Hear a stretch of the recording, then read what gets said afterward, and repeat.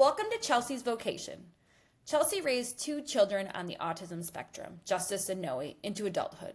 They're the reason why she can't help but smile when she recognizes autism in another human, especially a child.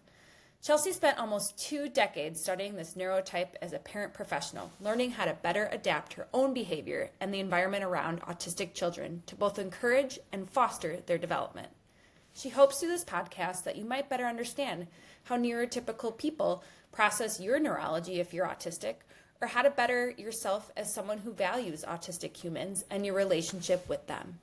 Chelsea is a lifelong learner and expects you are too.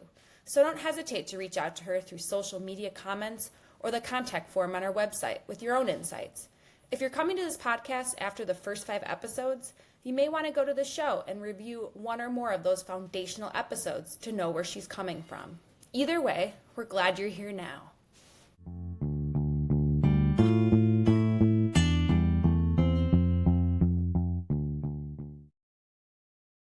Neurodiversity Celebration Week was observed from March 16th to the 20th, which happens to be when we're recording this podcast episode. And for many families like mine, celebrating neurodiversity is an everyday event. The concept of neurodiversity is that many different neurotypes are present in humanity. One such neurotype is autistic, and it's what drew my family into an appreciation of neurodiversity. Both of my now adult children received their primary diagnosis of autism spectrum disorder around age 3, and each of them went on to receive additional diagnoses associated with neurodivergence. As a parent, I wasn't looking for these diagnoses, but once my son received a secondary diagnosis at age 6, I started dancing between the autism and mental health communities. What I discovered as I interacted with other parents of autistic children is that expression of symptoms that may seem tangential to autism were often absorbed into their autism diagnosis without careful consideration of other potential attributions. I noticed that can lead to under or mistreatment of those symptoms.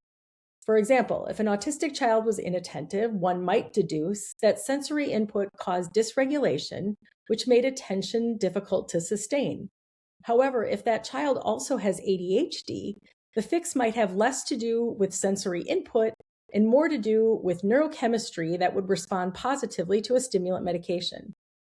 As I mentioned in episode 10, Mental Health and Autism, there is significant comorbidity or simultaneously occurring conditions for autistics and mental health diagnoses. And Breya, I might have you explain to us why it's called comorbidity, because that sounds so awful.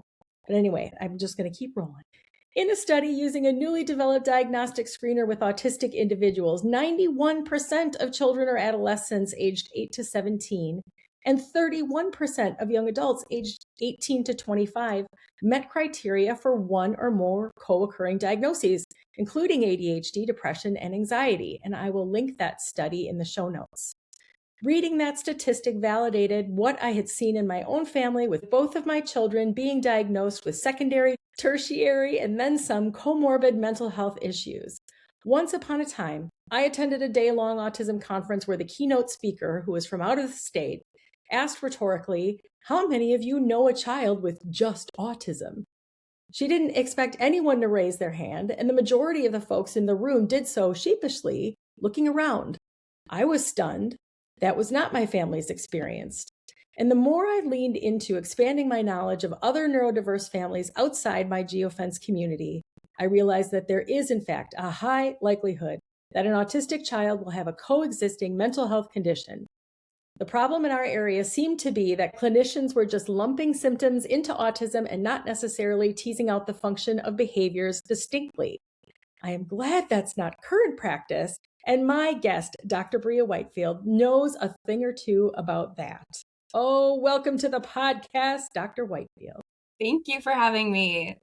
I'm so glad you're here. So I'm going to go back to that first awful term, comorbidity. Please explain what this means and why would we call it that? Breaking it down, co means together and morbidity means almost like a disease or a medical condition. So it's basically conditions that occur together. I don't like that term at all because I think it takes on that like medical model approach that autism or any of these things are diseases that need to be treated or eradicated.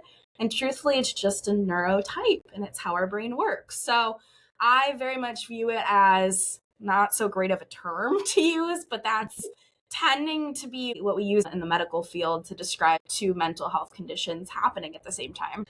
Yeah, when I heard about this, I'm like, comorbid, like what? Does autism cause death? Does the thing that's being diagnosed in a secondary or tertiary way with my kid cause death? And no, it just has nothing to do with mortality. And since we parents are trying to tease all this stuff out, I suppose it's probably even when you're reading clinical notes now in these medical software systems, you might read something before you go back to the clinician and not really fully understand. So there you go, your word for the day, comorbidity. Breya and I had discussed some questions along this topic before we started recording today. So I'm going to dive into these 3 questions that I have for you, Breya.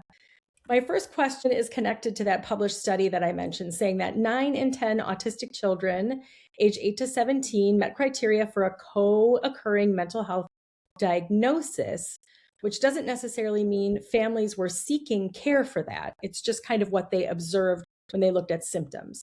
So in your experience, and of course, this is more of an observation than an exact figure, what percentage of autistic children end up with a co-occurring diagnosis? Yeah, so when you look at the research, it's clear that there are co-occurring mental health conditions that are extremely common in autistic children. I think some studies report pretty high numbers, like the one that you mentioned. So about 90% of autistic folks met criteria for an additional diagnosis. But I'd say in day-to-day practice, the percentage that you actually see receiving a formal co-occurring diagnosis tends to be lower. In my experience, probably somewhere between half to 3/4 end up with an additional diagnosis. Oftentimes that's ADHD, anxiety, OCD. Those tend to be definitely co-occurring. I think a lot of families don't always seek evaluation to get a comorbid diagnosis there. A lot of times families just assume that these are just a part of autism. Sometimes these symptoms evolve with age. So a lot of them don't show up until we really hit adolescence, and it's kind of a turning point. I also think that we don't necessarily have the most appropriate screening and assessment tools for autistic folks to be able to get an idea of, hey, is there really something else going on here? So to answer your question, I'd say probably about half to 3/4 have at least one additional diagnosis. In day-to-day practice, I think it's almost all of my patients that I see have another additional diagnosis.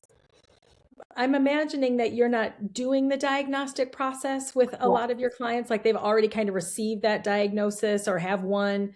And then maybe if you notice something else, they're going to someone else for additional screening and diagnostics. Yeah. Do you end up with families who you're seeing one of the kids and you're realizing, oh, there's something more here? How do you have that conversation with parents?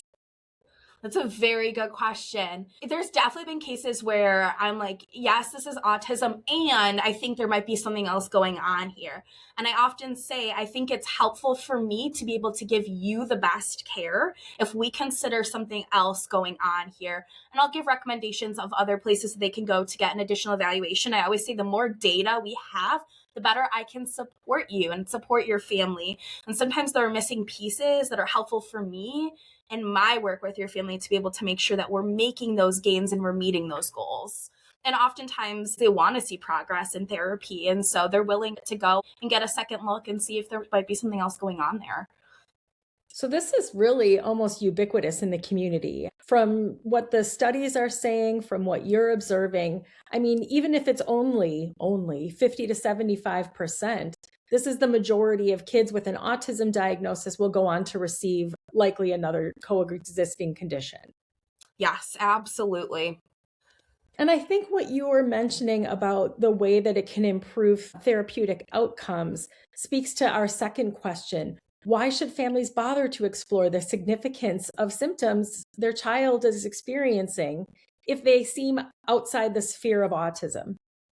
I think the biggest thing is realizing that autism doesn't exist in a vacuum. There is so much else going on here that can be explained outside of autism. And I think that these autistic children that are experiencing co-occurring mental health concerns, these concerns and those other symptoms have just as much impact on their daily life as autism itself. When families assume that it's just autism, they're missing out on opportunities for support that would make a really big and meaningful difference in their families' lives. And I think, especially if they're really struggling and mental health wise, there oftentimes is something else going on that we're not able to touch or even hit on or recognize. And so I think by considering that there might be something else going on here, it leads to a more accurate understanding of what's going on. It opens up the door to more, I'd say, targeted interventions. And it also, I think, just reduces stress on the family dynamic to know that families don't have to blame themselves for what's going on, that there's something else contributing to this, and having that language and that clarity to be able to explain, hey, this is why things are the way that they are, and this is what we can do to make that better, is probably just a big sigh of relief for a lot of families. My kids were diagnosed 2 decades ago with autism. And at that point, people weren't really talking about autism running in families. They know that now. But when my second one was diagnosed, we were put into genetics counseling right away to try to figure out what's going on here. Where could this have come from? And I thought it was so interesting that the genetic counselors were asking questions about mental health diagnoses in both mine and my husband's extended families. And I'm thinking, what does this have to do with anything?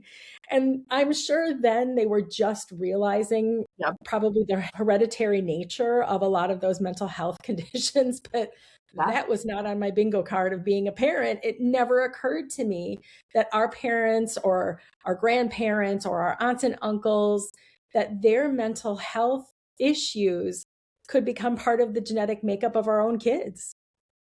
Absolutely. And I see this a lot. There's a significant genetic component here when it comes to a lot of these mental health conditions. And that's why we always ask about extended family history now, at least, to get an idea of what's going on. And also just to think about some predispositions to certain things, like especially OCD and anxiety related stuff. Very, very prevalent across families. And that helps give kind of a more well-rounded idea of what we're looking for, what to expect, or symptoms to keep in mind during therapy. And that's such a good point. Even symptoms to keep in mind as you're parenting, right? So if you're a parent and you're hearing this and you have a little one who was just diagnosed with autism, I'm not telling you to run around with a magnifying glass and look for additional diagnoses and additional symptoms in your kid. But just like you said, Breya, as a lot of these symptoms come up as these kids end up having more stress as they approach adolescence, I mean, we know the really sad and scary statistics that exist around suicidal ideation and suicide attempts for our adolescents with autism. Doesn't it make sense to try to grab them before they reach some of those crisis levels? Absolutely, yes. And I think that those are the types of things that parents should really, again, not like with a huge magnifying glass to really be hyper fixated on, but things to just be aware of and keep in mind, especially as our children get older and they go through adolescence and puberty and all those fun things. Just staying aware of some of the symptoms and also considering like, hey, this is our family history, and there is a genetic component there. I was recently talking to a mom who is about to go through a diagnostic process, an evaluation for her child. And she's been really frustrated because she's brought up some symptoms in the past that have kind of been overlooked by pediatricians. And she's been through a series of them trying to get additional answers. So if there's a family out there that maybe hasn't even received an autism diagnosis yet, but they think that there is something neurospicy going on with their kiddo, are you the type who would go ahead and encourage pursuing a diagnosis of something for treatment purposes? I think it's helpful across the board for families, for the individual themselves to have an answer. I often find that it really helps with self-esteem and knowing, okay, this is what this means for me, and this is what we can do moving forward. I find that it helps families take a breath and realize, okay, it wasn't just me. It gives that confirmation. And if your child's already seeing a therapist, it gives a therapist so much more insight. Because if a psychologist is doing a great job in the evaluation, you're going to get a bunch of information about how their brain works. And it's really, really helpful on the psychologist and the therapist side to know, okay, this is some of their great strengths that we can use in therapy. And these are some things that we can work on. So I think regardless of if you get a diagnosis or if you don't, I always say the more information, the better for everyone. Yeah, I would second that for sure. And just in my family's experience, it helped create a lot more community. Once we got an autism diagnosis, then we had an autism community to tap into. Once my son received his first mental health diagnosis, I had some families on the mental health side that have gone before me, right? So I didn't have to make this up as I went along. Maybe my son at the time had the combination of diagnoses that other people didn't have in those groups, but it didn't prevent that kind of community from being supportive. Just like the more information, the better, the more community, the better, I think. Absolutely. I think that's so important too, because I hate when I see families that feel isolated, like they don't have someone else to talk to. And that's something that in the past I've done a lot of parent support groups, and seeing the connections that these families form. I mean, it's hard parenting a neurospicy child at times. I always say there's no rule book to being a parent, but there's especially no rule book to being a parent of a neurospicy child either. It's hard. It's a lot of work. And I think having that community and that support system is so, so, so important for the mental health of caregivers as well. And just to bring this around too with the heritability of some of these things, I've heard lots of stories of parents realizing that there's something maybe different about their kiddo. They go in for a diagnostic evaluation. Once they hear the criteria of what their child is being diagnosed with or other things that might have been ruled out, that parent realizes, oh, I think I have something neurospicy going on myself. Do you see that happen in families? Yes, a lot. I think it brings awareness to their own mental health. And in that realization, like you were saying, Chelsea, wait a second, this also kind of sounds like me.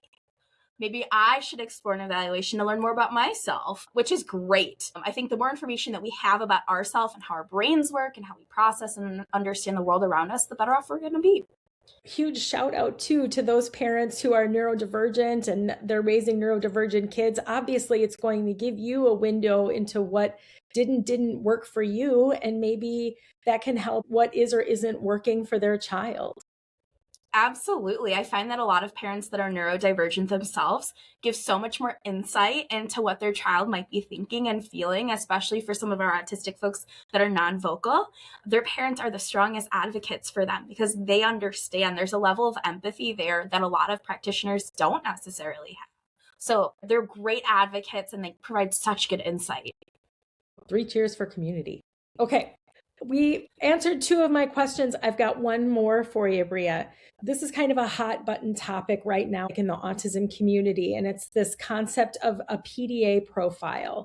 I recently saw a parent in a closed group that I'm on online, and she was really pushing hard for her child to get a PDA, or a pathological demand avoidance diagnosis.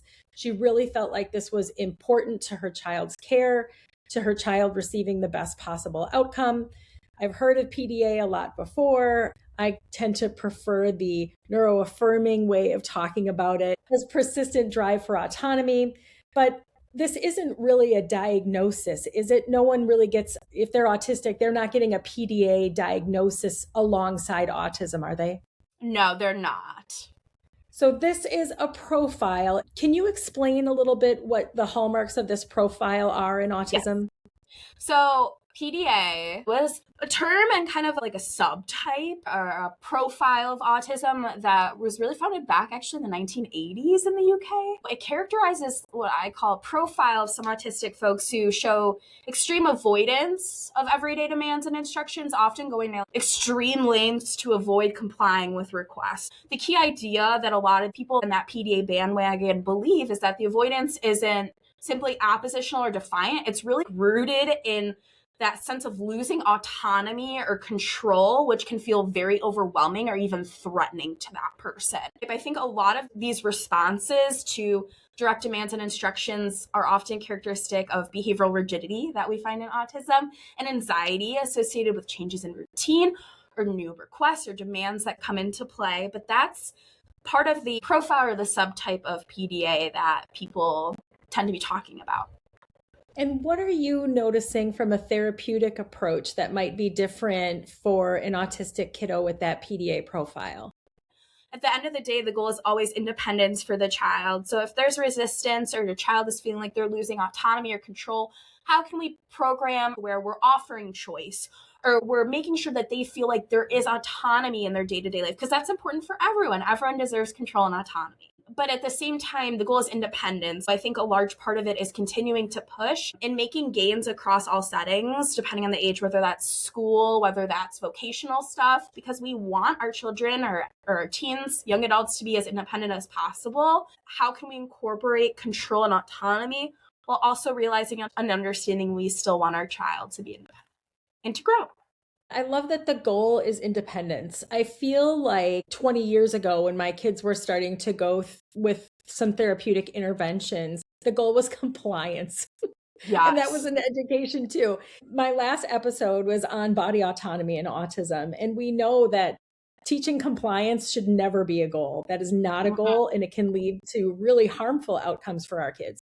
So if we're always trying to remember that the goal of any of these interventions is independence, that just seems super neuroaffirming to me for these kids anyway. It seems like it is about them having choice and autonomy and self-awareness and knowing themselves and managing themselves well.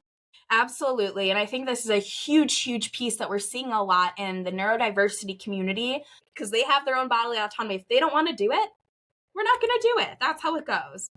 Yeah. So anyway, what we're trying to say all in all is, if you have a child with autism, pay attention to some of those symptoms that might be outside of an autism diagnosis, and certainly don't be afraid to bring them up to a provider and seek additional guidance. Is that fair? Absolutely. All right. This has been such a helpful conversation. I really appreciate you leaning into this idea of co-occurring conditions and how we can tease out some of those symptoms for the benefit of our kids to make them the best versions of themselves they can be. Yes, absolutely. Thank you so much for having me. Thanks for joining us for this episode of Chelsea's Vocation. We hope it was valuable to you. If it was, we'd appreciate you sharing it with someone, reviewing it, and/or rating it. Subscribe to the podcast to be notified when new episodes are published. We wish you the best as you learn, maybe unlearn, and do better for yourself and those around you. Chelsea encourages you to be gentle with yourself, be gracious with others, and be protective of your own and others' dignity. Until next time, take care.